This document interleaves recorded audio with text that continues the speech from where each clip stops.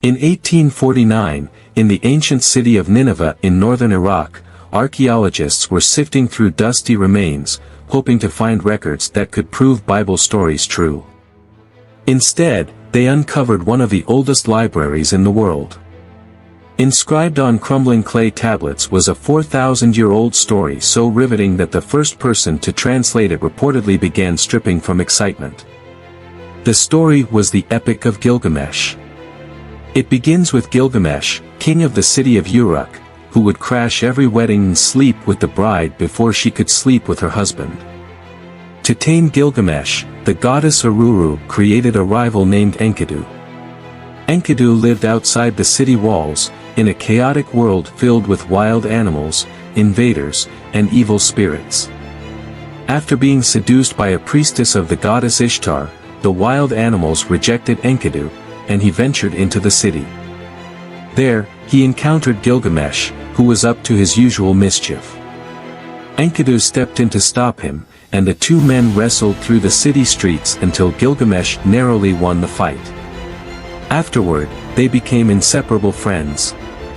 With Enkidu by his side, Gilgamesh shifted his focus from the brides of Uruk to proving his strength in combat. They set out to slay Humbaba, a creature with 1,000 faces who guarded the cedar forest. They tracked Humbaba, ambushed him, and, after cornering him, dealt the final blow despite his pleas for mercy. Back in Uruk, the goddess Ishtar took a romantic interest in Gilgamesh. Knowing her tendency to curse her former lovers, Gilgamesh refused her advances. In retaliation, Ishtar unleashed the bull of heaven to destroy Uruk's crops and kill its people. But Gilgamesh and Enkidu defeated the bull, saving the city. Enraged by this defiance, the gods decreed that Enkidu must die. Enkidu descended into the House of Dust, a shadowy underworld where spirits knelt eternally, eating dirt and drinking stone. Grieving and terrified of death, Gilgamesh set off beyond the cosmic mountains to seek immortality.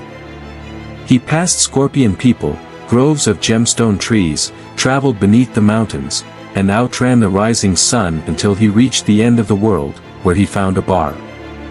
The bartender was a goddess named Shiduri, who urged Gilgamesh to abandon his quest and enjoy life, as death is inevitable for all mortals. But Gilgamesh refused to give up. Reluctantly, Shiduri gave him directions to cross the waters of death and meet Utnapishtim, the immortal man who had survived a great flood by building a boat and saving 2 of every animal. When Gilgamesh finally met Utnapishtim, the latter also tried to convince him to accept mortality. However, Gilgamesh remained determined, so Utnapishtim challenged him to conquer sleep as a test. Gilgamesh intended to stay awake for 7 days but fell asleep immediately. As a final hope, Utnapishtim told Gilgamesh of a magical plant at the bottom of the ocean that could grant eternal youth.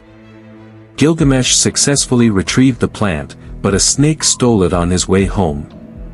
Upon returning to Uruk and seeing his beautiful city again, Gilgamesh made peace with his mortality and vowed to spend his life doing great deeds. He inscribed his story on a lapis lazuli tablet and buried it under the city walls for future generations to find and learn from. The tablets uncovered in Nineveh were part of the library of the Assyrian king Ashurbanipal. Though the story is mythical, Gilgamesh was likely a real king of Uruk. Versions of his tale date back to 2000 BCE, and perhaps even earlier, echoing through literature to this day.